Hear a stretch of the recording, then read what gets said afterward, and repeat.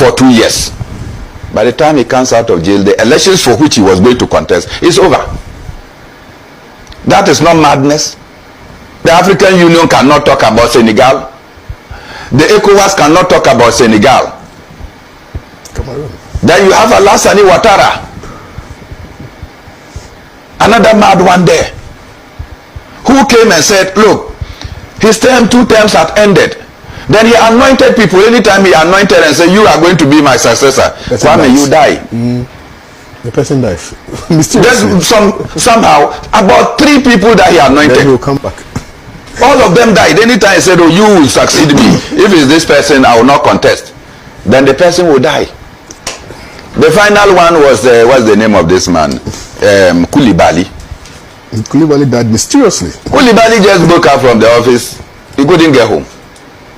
He died. Then after Koulibaly